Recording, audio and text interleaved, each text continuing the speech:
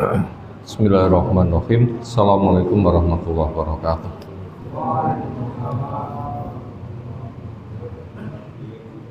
Alhamdulillahirabbil alamin. Walladzi arsala rasulahu bil huda wa dinil haqq liyudhhirahu 'ala dini kullih. Wa kafa billahi syahida. Wa asyhadu an la ilaha illallah wahdahu la syarikalah. Wa asyhadu anna Muhammadan abduhu wa rasuluh. Allahumma shalli ala Muhammad wa ala alihi wa ashabihi wa man tabi'ahum bi ihsanin ila yaumiddin. Ya ayyuhalladzina amanu taqullaha wa qulu qawlan sadida yuslih lakum a'malakum wa yaghfir lakum dzunubakum.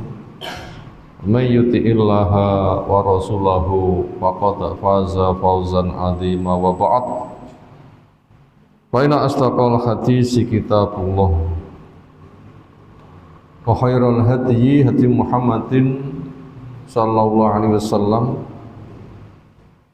Syarrul umuri muhdatsatuha fa inna kulla muhdatsatin bid'ah wa kulla bid'atin dhalalah kulla dhalalatin finnar.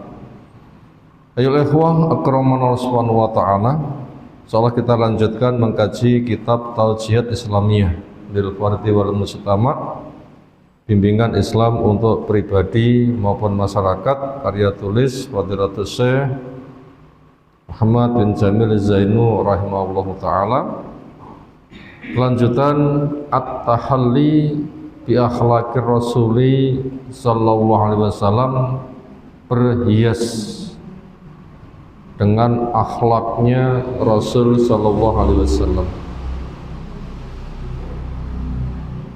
Kemestian berhias. Kenapa? Siapapun ingin tampil menarik. Dasarnya innallaha jamilun yuhibbul jamal. Allah itu indah, suka kepada yang indah. Keindahan fisik relatif, keindahan akhlak tujuan. Karena fisik bahannya dari air, berubah jadi manusia, tua jadi tanah, hilang. Gawanteng kaya ngapa, buaya kaya ngapa, ketika mati habis. Tapi kalau akhlak selalu dikenang. Seolah umur dia yang kedua, seolah umur dia yang ketiga, seolah umur dia yang keempat. Karena akan dilanjutkan oleh yang lainnya. Siapa yang punya pelopor kebaikan sampai mati ia jaga, itu umur dia yang nomor satu. Akhlaknya diikuti orang lain yang kedua, itu umur dia yang kedua. Pengikutnya 10, berarti punya 11 umur. Pengikutnya 100, dia memiliki. Akhlak kalau begitu hiasan yang abadi. Makanya kemestian orang berhias dengan akhlak. Bahkan Nabi kita diutus untuk menyempurnakan akhlak. Innama bu'istu liutammima makarimal akhlak. Saya diutus untuk menyempurnakan akhlak. Penampilan yang indah, menarik, maslahat. Bahkan akhlak Nabi adalah Al-Quran. Allah mengokohkan wa innaka la'ala khuluqin azim. Engkau berada di atas akhlak yang besar. Wa Isa menjelaskan khuluquhu Al-Quran. Akhlaknya Al-Quran sesuatu yang sangat besar. Kita pun juga diperintah berakhlak demikian. Wa'atbi as-sayyi'ah al-hasanah tamhuha wa khaliqin nasa bi khuluqin hasan. Iringilah ketika kamu punya kejelekan dengan amal baik. Amal baikmu akan menghapus kejelekanmu dan pergauli manusia dengan akhlak yang mulia. Mukmin yang paling sempurna imannya, yang paling bagus akhlaknya. Akmal mukminin imana ahsanuhum khuluqa. Paling sempurnanya mukmin imannya, yang paling bagus akhlaknya. Luar biasa fungsinya. Dan juga telah kita ketahui istilah-istilah lain semakna dengan akhlak yang menjadi sinonim. Lafadz beda tapi makna sama. Ketika berdiri sendiri mewakili yang lain, ketika disebut bareng maksimal di bidangnya. Apa kata-kata lain yang bersinonim semakna akhlak? Ada suluk, ada adab, ada akhlak, ada an-nasihah, ada ad-din. 5 kata itu sepadan. Suluk spesial pencarian ilmu, membimbing norma yang baik. Adab spesial pembuktian ilmu dengan amal dilatih dan terampil.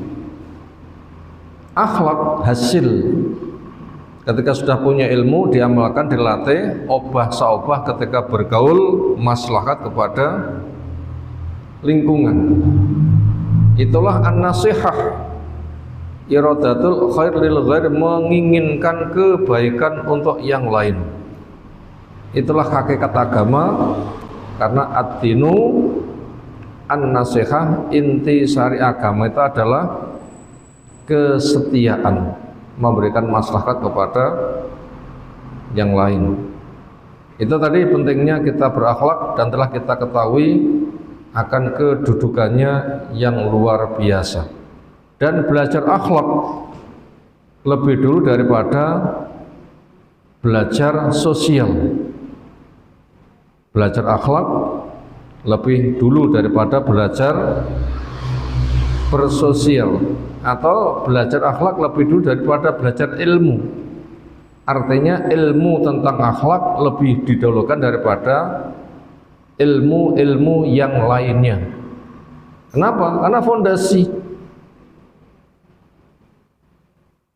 Kemudian kepada siapa sasaran kebaikan akhlak? Ketika menginginkan kebaikan untuk pihak lain, siapa pihak lain itu? Ditanyakan, liman, untuk siapa? Satu, lillah. Akhlak makhluk di depan Allah dengan bertauhid, tidak syirik.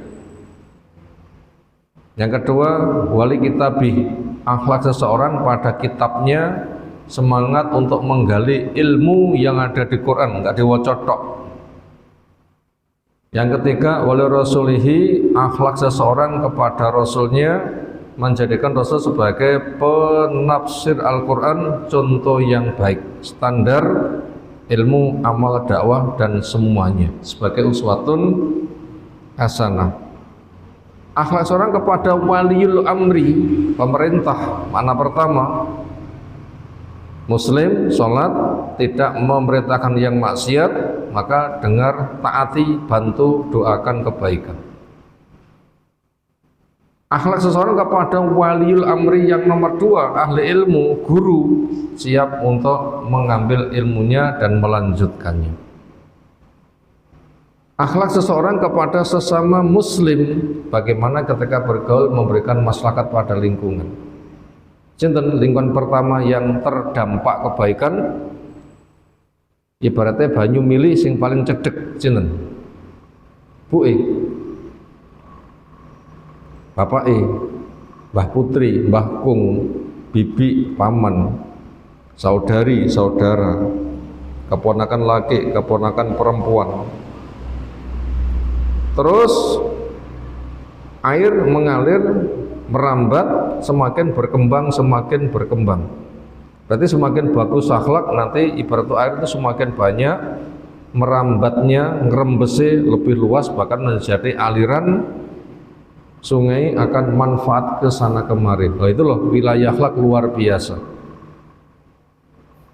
Kita masuk pada poin yang ke-11, bagaimana bentuk akhlaknya Rasul Shallallahu Alaihi Wasallam. Kalau mu'allif rahimahullah ta'ala, al-amalu wa musyarakatul amilin, gelem tandang dan mau berinteraksi bersama orang yang ada di lingkungan. Berarti bukan pengangguran, wong sing prigel. Napa prigel niku? Utik, napa utik niku? Ra gelem meneng, ketika berkarya hasilnya bagus. Karena innallaha yuhibbu idza amilal abdu ayyutkinahu. Oleh itu suka ketika hambanya berkarya dikerjakan dengan profesional. Napa profesional? Bagus, maslahatnya luas, nggak asal-asalan. Andaikan baju, kainnya bagus, potongannya bagus, jahitannya bagus, perawatannya bagus, penampilannya bagus, itu namanya mutkin. Makanya obah-obah ketika kita tuh berkarya sing apik, termasuk membuat galian untuk mayit. Napa pesan Nabi? Dudukan sing jembar, dudukan sing jeru, dudukane sing apik. Jeru jembar, dudukane apik.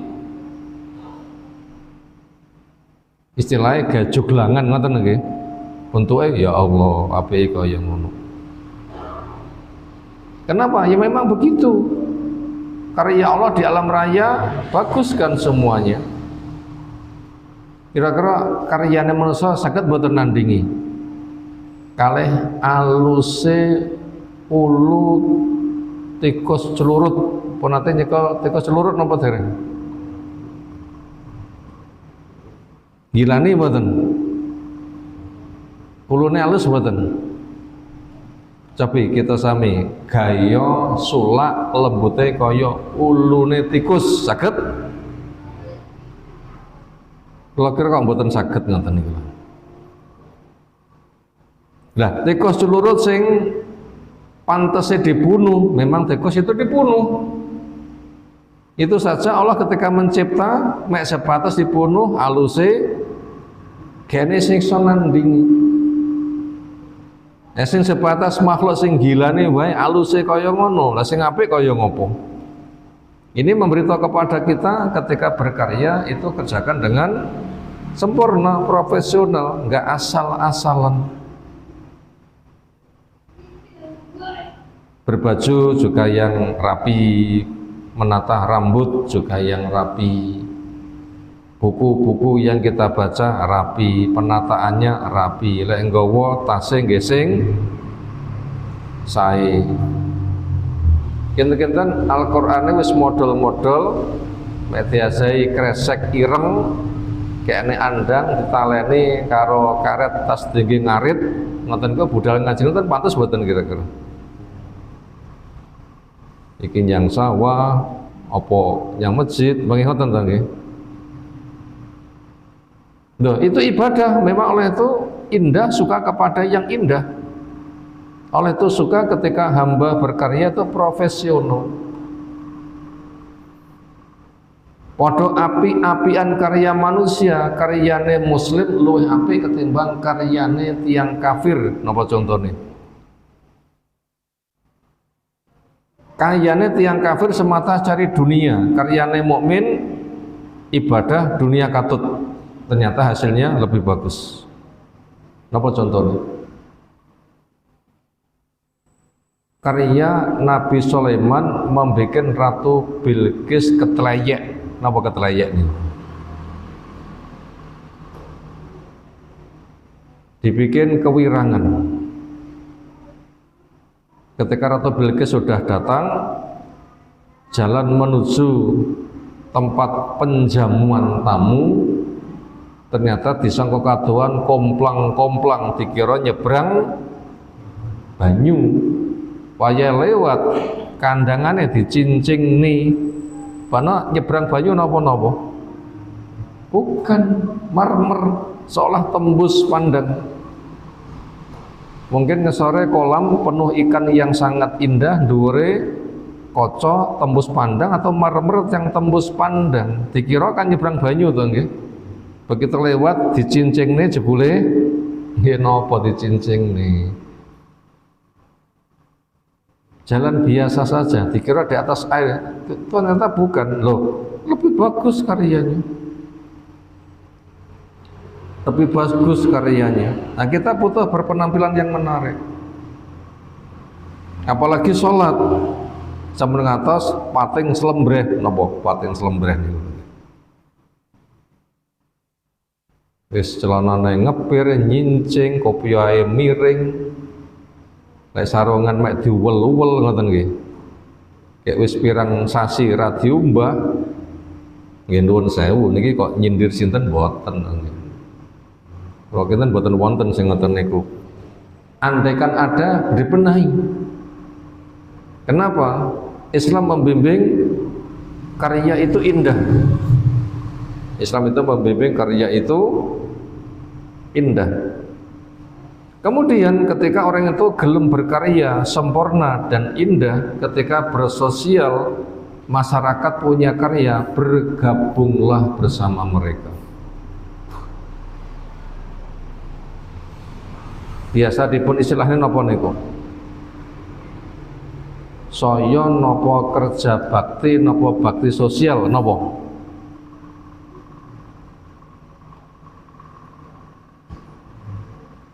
Ya senada itulah.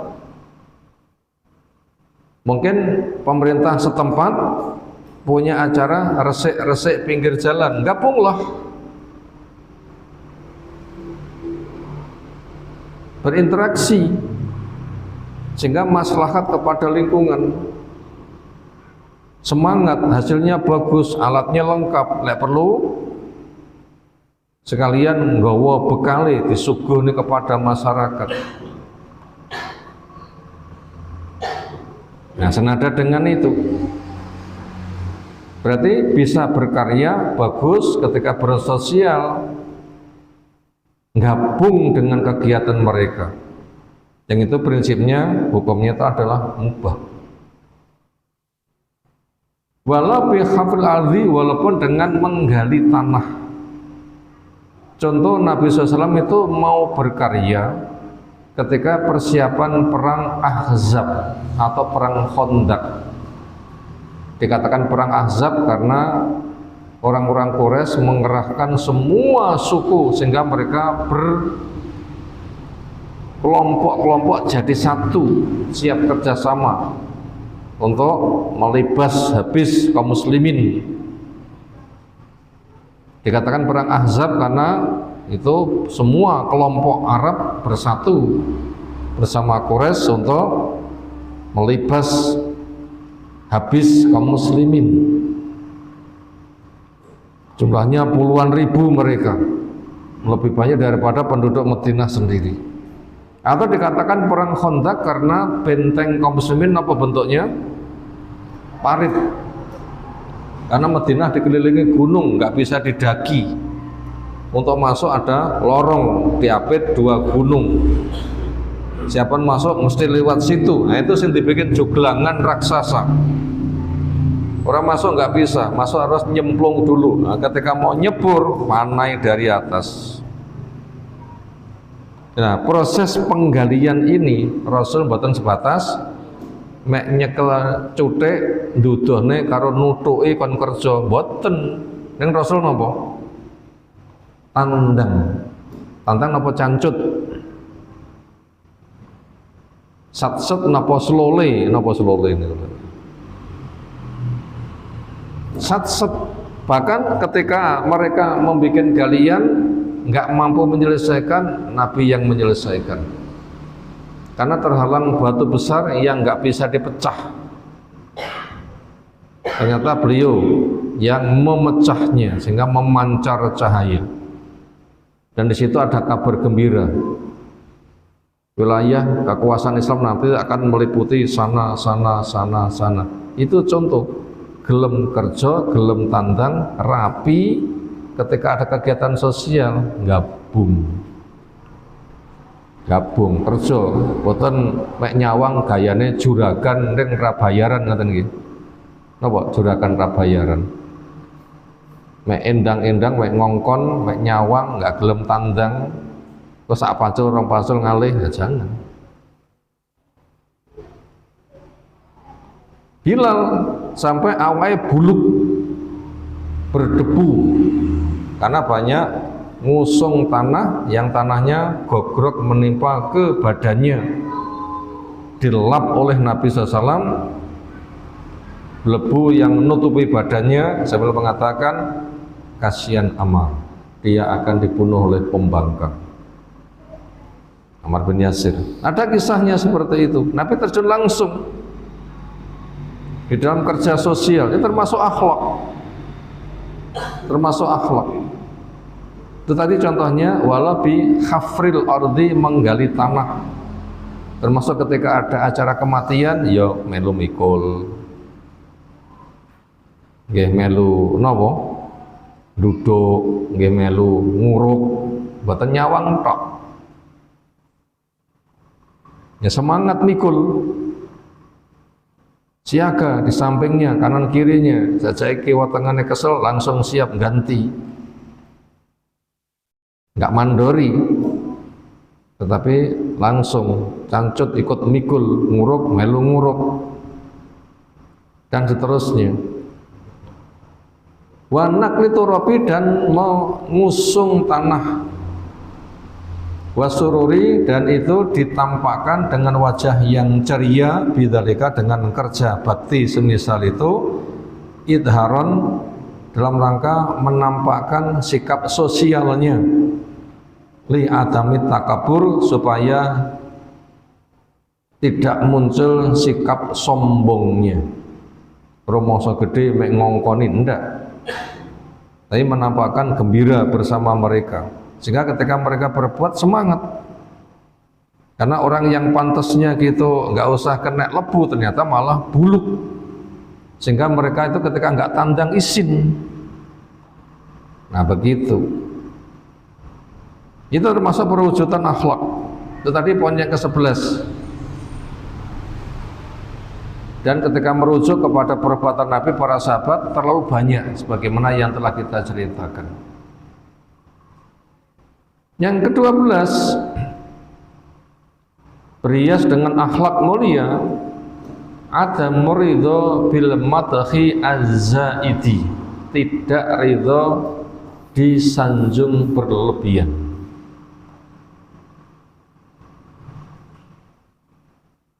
Tiang gadah kecenderungan caper mboten. Napa caper? Cari perhatian. Tujuannya disanjung. Berpenampilan perlinte, dianggap wong top. Itu fitrah manusia, ingin mendapatkan kehormatan. Sementara Nabi SAW gudang pantas untuk disanjung. Tetapi Nabi SAW tidak suka untuk disanjung. Kenapa pantasnya disanjung? Karena kerjanya sempurna dan mau bekerja bahkan pelopor. Kerjanya sempurna, mau bekerja dan pelopor. Sehingga tidak ada alasan Nabi dicela. Karena saking takjubnya umat, yang ada adalah hormat, sungkan, nyanjung. Dan ternyata Nabi SAW ketika mau berkarya sempurna dan pelopor, itu bukan untuk cari sanjungan, tetapi sadar itu peribadatan. Karena siapa yang kerjanya sempurna, dicinta oleh Allah, menjadi pelopor, nanti akan dapat pahala sejumlah orang yang ikut ke peloporannya. Gede mboten? Gede. Itu yang dicari, sehingga nggak cari sanjungan. Nah, saking luar biasanya masyarakat begitu mudah memberikan sanjungan kepada Nabi, ternyata beliau tidak suka. Istilahnya lek dilem mboten kegeden napa? Mboten kegeden sirah. Gak membusungkan dada. Lek mlaku gayane meleh piye, lembeane beda, carane ngguyu beda. Ternyata tawadhu. Bahkan orang dulu tuh ketika melaku tangannya digegem biar enggak lembian. Kenapa? Khawatir lembiannya mengesankan sikap angkuh, dicekel tangannya. Kenapa? Mengikuti jejak Nabi SAW yang tidak suka untuk disanjung. Cukuplah amal diterima oleh Allah, gak cari sanjungan makhluk. Apa sanjungan masyarakat kepada Nabi kita? Ya khairana wa bni, ya khairana wa bna khairina, ya sayyidana wa bna sayyidina. Wahai orang yang terbaik di antara kami, anak orang terbaik di antara kami, wahai pemimpin kami, anak dari pemimpin kami. Kata sayyid, kebaikan yang mencapai puncak. Ternyata beliau nggak suka. Sambil mengatakan kulu biqaulikum, lek ngomong sawajari. Ahli kitab dinasihati la taghlu fi dinikum, kamu jangan hulu di dalam beragamamu, aja kenemenen. Karena Allah tidak suka kepada orang yang melampaui batas. Innallaha la yuhibbu al-musrifin, melampaui batas. Bila memanggil saya cukup dengan ya Rasulullah, ya Nabi Allah, tidak boleh ya khairana wa bni khairina, ya sayyidana wa bna sayyidina. Kenapa? Itu sanjungan yang berlebih. Wal itra'i al mubalighi fi, enggak suka itra, sanjungan yang berlebih sepadan maknanya. Yang di situ hadisnya adalah la tutruni kama atratin nasara Isa bin Maryam. Kamu jangan menyanjungku berlebihan seperti orang Nasara menyanjung berlebihan kepada Isa bin Maryam. Sikap berlebihannya orang Nasara menyanjung kepada Nabi Isa bin Maryam akhirnya hulu. Akhirnya mereka menganggap Nabi Isa adalah anak Tuhan. Karena kebablasan lek ngelem. Dan itu rawan akhirnya disesatkan, dan resiko ini akan masuk kepada jebakan yang berat. Maka Nabi SAW itu telah menutup sanjungan berlebihan. Bahkan ketika disanjung berusaha untuk ngeneng nih wong sing nyanjung dengan pesan wong sing nyanjung kan meneng, lara gelem meneng suapi mulutnya dengan tanah. Untuk pembentengan diri supaya tidak terbawa. Napa doa nih? Nanti sanjung biar enggak terbawa. Allahumma la tu'akhidni bima yaqulun. Waghfirli ma la ya'lamun waj'al li khairan mimma yadhunnun aw kama qala. Ya Allah, jangan kau tuntut saya terhadap apa yang mereka katakan, dan jadikan baik dari apa yang mereka katakan.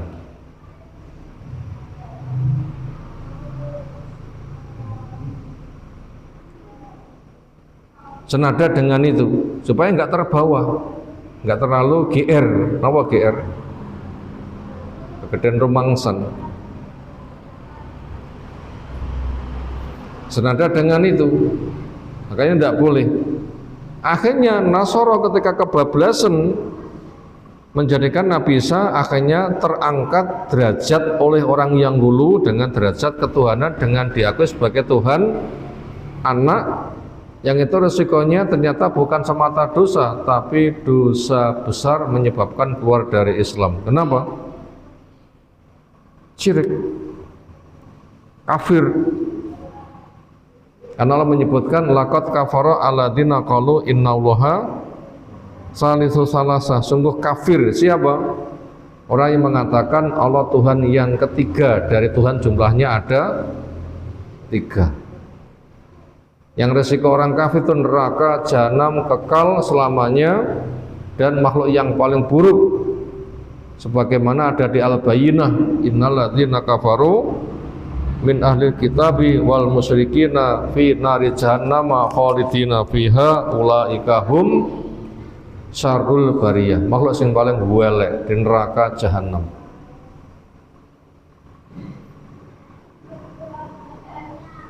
Bahkan langit hampir pecah, bumi hampir terbelah, gunung hampir rontok, longsor, gara-gara mereka mengatakan Allah mengambil anak. Takadus samawati yatafattarna minhu wa tansaqul ardu wa tajibalu hadza antauli rahmani walada. Langitnya meh pecah, bumine meh bengkak, gunungnya hampir jungkruk, longsor, gara-gara orang mengatakan Allah mengambil anak. Langitnya ngerojok banyu, bumine terbelah, gunungnya bersama lumpur-lumpur yang dibawa banjir besar.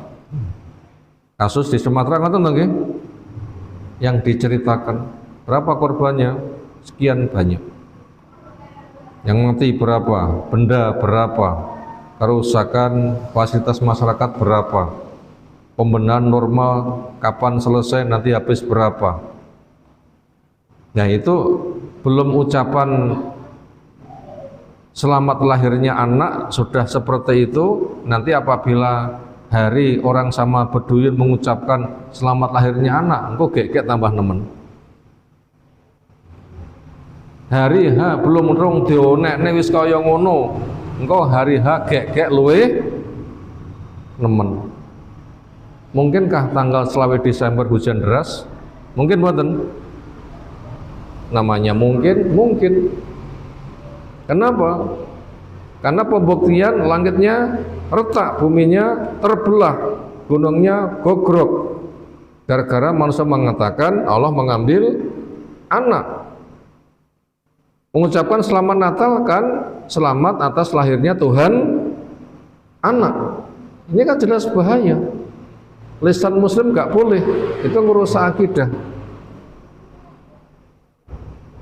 Ayatnya sangat gamblang. Laqad kafara alladzina qalu innallaha salisu salasah. Sungguh kafir. Lah kafir ancamannya. Orang yang punya ucapan keyakinan Allah Tuhan yang ketiga, dari Tuhan jumlahnya 3, sehingga ada Tuhan anak, ada Tuhan Roh Kudus, ada Tuhan Allah. Itu bahaya, itu dahsyat, maka hukumnya itu haram. Kaum muslimin mengucapkan selamat atas lahirnya Tuhan anak, nggak boleh sama sekali. Itu resiko itrok, nyambung melampaui batas yang diperbuat oleh Nasoro. Maka beliau berpesan la tutruni kama atratin Nasoro Isa bin Maryam. Untuk Nabi kita adakah masyarakat nyanjung seolah Nabi kita punya derajat ketuhanan? Adakah? Ada. Nabi kita dikatakan nurun fauqa nurin, cahaya di atas cahaya. Padahal Allah itu adalah nurus samawati wal ardi, cahaya langit bumi itu adalah Allah. Nabi kita dikatakan cahaya di atas cahaya, itu ngungkuli Allah. Adakah lisan-lisan masyarakat yang mengaku seperti itu atas nama Nur Muhammad? Nah, bila orang itu ngerti tradisi masyarakat dan ngerti maknanya, itu memprihatinkan. Makanya kita wajib belajar aja melu-melu. Sing tok nene ki apa? Ngertekno dhisik, isine kaya ngopo? Apa meh krungu nur mesti apik ngoten nggih? Wah, tulisannya Arab apik ngoten nggih. Abu Jahal yang berbahasa Arab iki. Iblis ndamel bahasa mono. Iblis nggih ndamel bahasa Arab. Itu bahasa itu cara mengungkapkan, bukan standar kebenaran. Nah itu resikonya sangat berat sekali. Makanya ngati-ngati.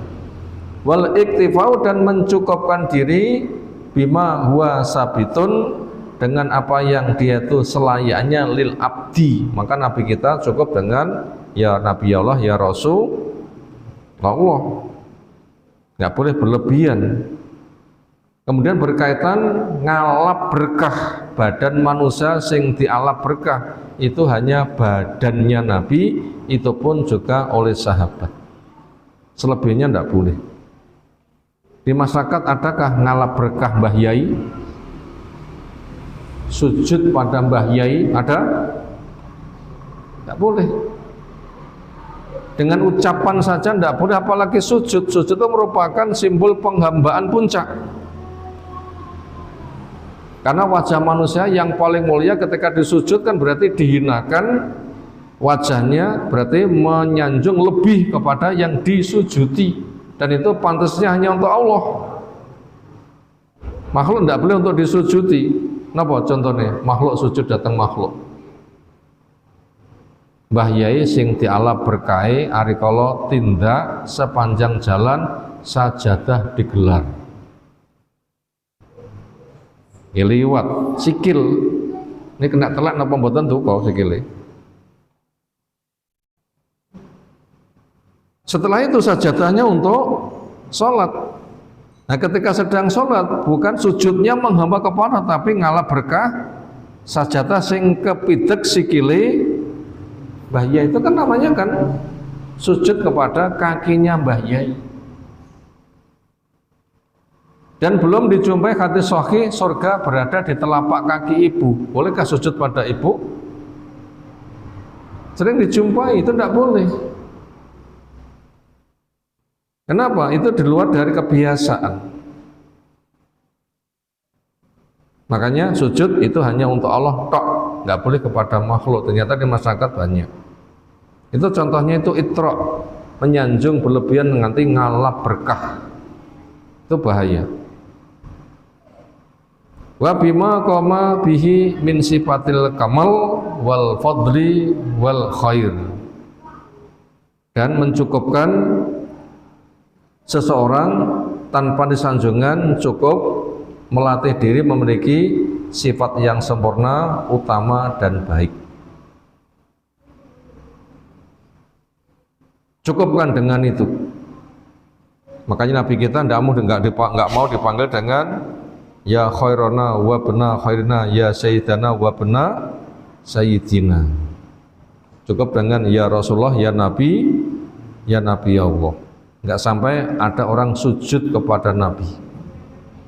Lalu bagaimana ada orang itu sujud kepada kakinya Mbah Yai dengan digelar sajadah, ditek-itek, kemudian ketika sujud ngalap berkah bekas sikil. Nah itu bahaya sekali itu. Berikutnya nomor 13.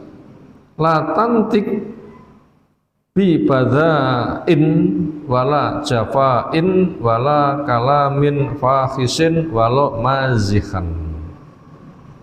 La tantik, jangan berbicara bi badain sing isine keji. Basa Jawane napa? Trocoh, napa trocoh niku? Gilani.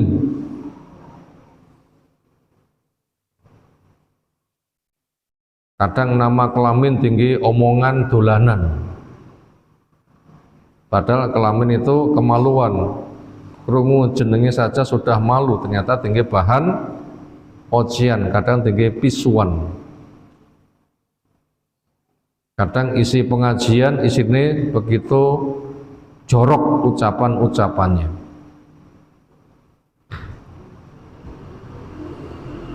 Makanya kita memilih bahasa yang lembut. Termasuk orang tua ketika melatih bahasa anaknya berkaitan buang hajat, ya pakai bahasa yang lembut. Sing dirungokne telinga itu mudah. Dilatih dengan buang air kecil atau pipis. Diupayakan dihindari menggunakan bahasa sing dirungokne ra penak. Napa? Pipis sing dirungokne ra penak. Uyuh ngoten nggih. Buang air besar, sing kasar napa? Ngising. Nah, diupayakan nggak pakai bahasa yang itu. Kono yang jeding pipis, atau kono buang air kecil, kono buang air besar. Digunakan menggunakan bahasa yang tidak memiliki kesan jorok. Kesan jorok.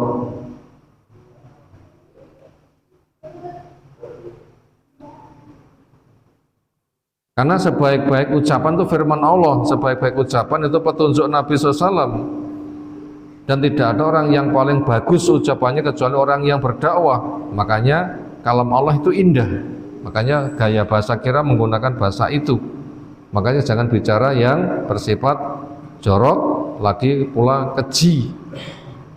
Wala kalamin fakhin, dan juga ucapan sing menjijikkan. Walau mazikan, walaupun itu niatan ngomong menikahnya sebatas sendagore ger-geran, jangan. Ada sebuah hadis membimbing kepada kita supaya ketika bicara itu bicara yang lembut.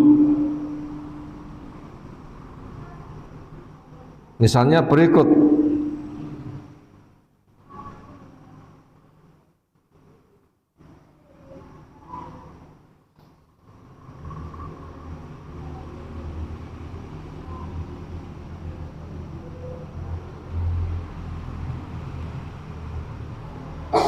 Anna fil jannati ghurafan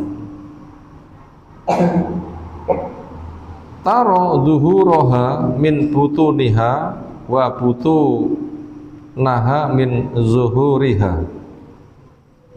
Di surga ada sebuah kamar yang kamu bisa melihat bagian luar bisa dilihat dari dalam, bagian dalam bisa dilihat dari luar. Napa niku kamare? Tembus pandang ngoten nggih. Sing nek jero omah nyang jaba ya ketok, sing nek jaba nyawang jero ya ketok. Napa mboten kuwatir diinceng tanggane? Mboten. Wilayah surga sejauh mata memandang. Jadi wilayah wong sitok niku sejauh mata memandang, dan orang mencukupkan memandang milik sendiri, ora usah nglirik-nglirik nyawang teke wong liya. Nah begitu. Pakoma Arabin, maka orang Arab Badui tanya, Pakola, liman untuk siapa rumah yang begitu indah? Iya, dia, ya Rasulullah SAW. Fakal jawabnya, liman atau bal kalam, buat orang yang membuat toyib ucapannya. Bahasa yang lain alana, membuat lembut. Nah, termasuk menyebutkan kata buang air kecil, buang air besar itu pakai bahasa yang enak dirungok nih. Enak dirungok nih. Misalnya pas mangan bareng, nyanti, aduh, yang mburi dhisik. Nyanti, wah, wetengku mulus, kudu mencret tapi ngising dhisik. Penak mboten dirungokne ngoten niku. Mboten powe enak dirungokne lho. Jika mungkin sing laki mengunyah makan kudu mukok ngoten kira-kira nggih. Nek krungu tok wae. Nah, termasuk orang tua mempelopori pilih kata-kata yang baik sehingga diikuti anak-anak kita, cucu-cucu kita. Kenapa? Karena surga yang disiapkan itu untuk siapa? Ini liman atau bal kalam, buat orang yang membuat ucapannya itu thayyib, lembut, bukan menjijikkan. Wa amatom, dan suka memberi makan, wa tamasyam, dan melanggengkan puasa. Nah ini meh Ramadan ya. Sama mereka sasi napa sama mereka? Recep malam loro ya.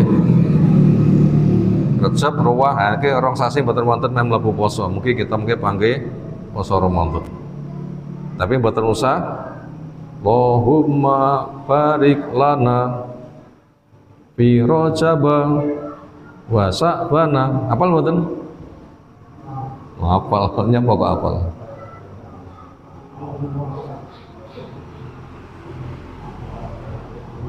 Wis saking akeh wong sing ngapalne.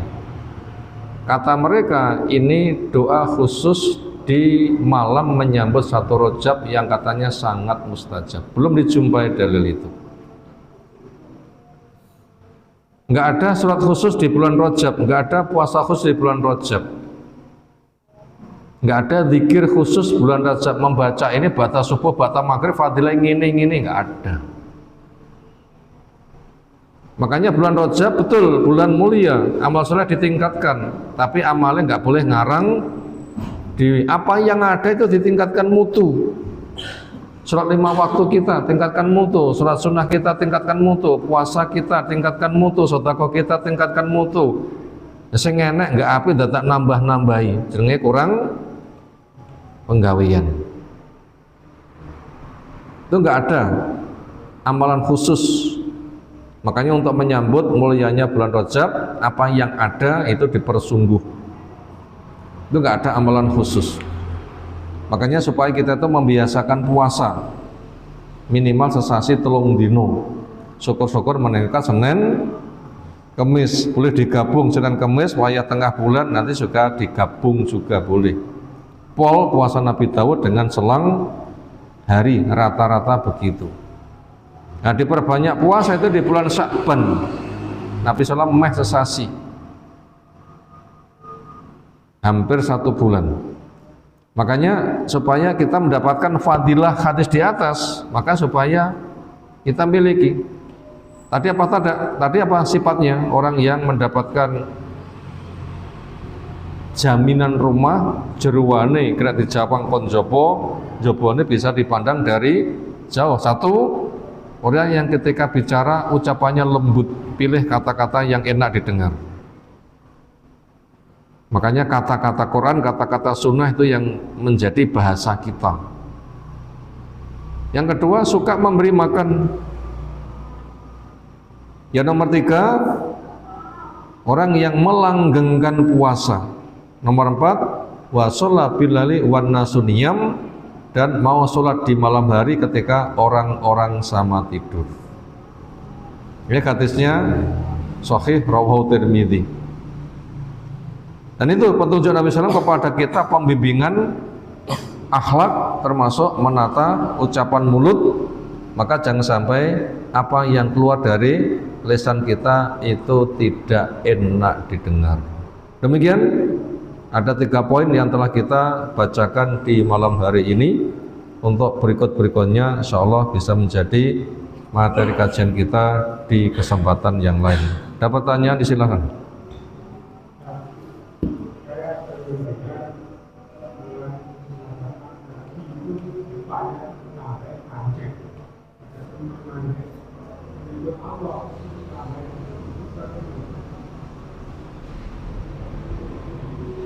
Untuk Nabi menggunakan bahasa kanjeng. Kanjeng niku napa?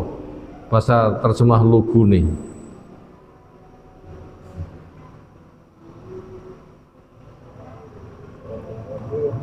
Kanjeng Nabi, Gusti Allah. Bagaimana seperti itu? Kalau masyarakat itu menganggap sebagai satu bentuk penghormatan wajar boleh, tapi nggak masuk kepada ritual ibadah.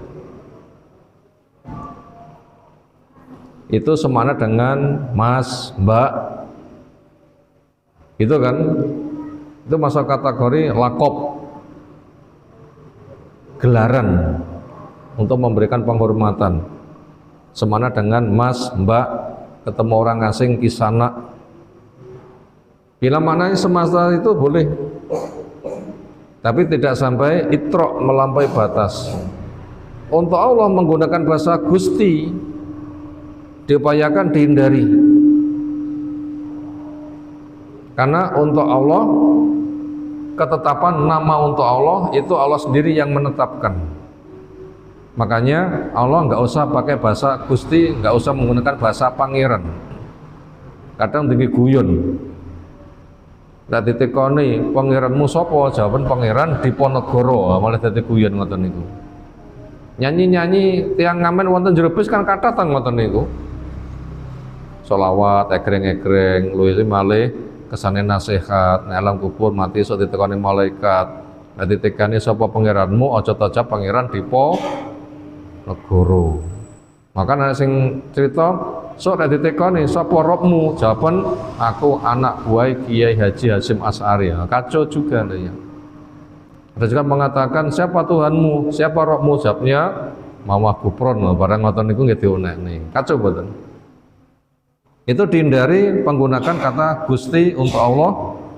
Kenapa? Allah itu punya nama, memang telah dijelaskan Allah sendiri yang memberikan nama. Kita nggak boleh memberikan usul. Allah alam, apalagi. Demikian yang kita sampaikan. Subhanakallahumma bihamdika asyhadu an la ilaha illa anta astaghfiruka wa atubu ilaik. Assalamualaikum warahmatullahi wabarakatuh.